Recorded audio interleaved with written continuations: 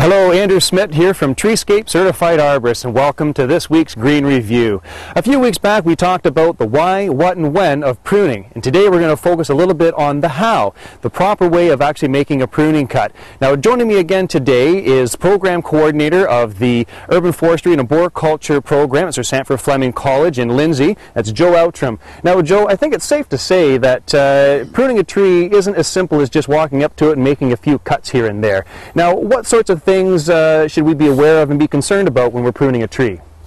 Well, several things. First of all, foliage or tree leaves are the tree's factory to produce food. So anytime we remove foliage, we affect tree growth and root growth, etc. So what we should be looking for are a few things. Proper pruning cuts are very, very important. We'll demonstrate some of those in a bit. And how much foliage we take off of a tree is also very important. Okay, so then is it possible to take too much foliage out of a tree? Does that affect the overall health of the tree? It certainly is. Generally, we don't want to take any more than 1/3 of the total foliage or total leaf surface in any given tree. But that may vary dramatically depending on the species and the age and the health of the tree. Older trees can't take as much abuse, for example, as younger, vigorously growing ones. Okay. Now, some people may have noticed when they're pruning a branch or removing a branch from a tree that as they're cutting it, because of the weight of the branch, it starts to come away and it actually tears away from the tree. Now, does this have an ill effect on the tree? And if there is, what sorts of things can we do to minimize that sort of damage? Yes, it does have an ill effect on the tree, and I will sort of demonstrate a proper cut, a poor cut first of all, and then a proper one.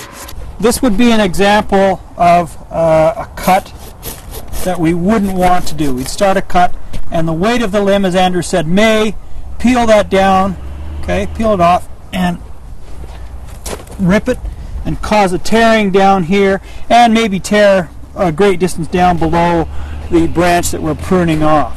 That you don't want to do. So what's wrong with that? Well, this tear actually opens it up to infection or pathogens infecting the tree. Plus, it would take a lot longer for this wound to callus over. All right. So what's the proper way of doing it then? Proper way to do it would be, first of all, we want to relieve the weight. So we're going to do an undercut some distance out from this little ridge that we're looking for, this branch bark ridge. Undercut. So the saw starts to bind, and then about the diameter of the limb out beyond that, we want to do an overcut, okay, so that it snaps off. Now the weight's gone, we can locate that branch bark ridge, and it's a good idea to slow down on the sawing just as it cuts through so you don't get that tearing business. Now, should we cover that wound with anything, Joe, a paint or a sealant? It's pretty much established that tree wound dressings and paint really don't do much for wounds. The experts have pretty much established that in some cases that wound dressing actually slows down the callusing process. All right. Well, thanks very much for joining us today, Joe. I really appreciate you taking the time to be with us. You're very welcome. And that's all the time we have today for the Green Review. Until next week, here's your point to ponder.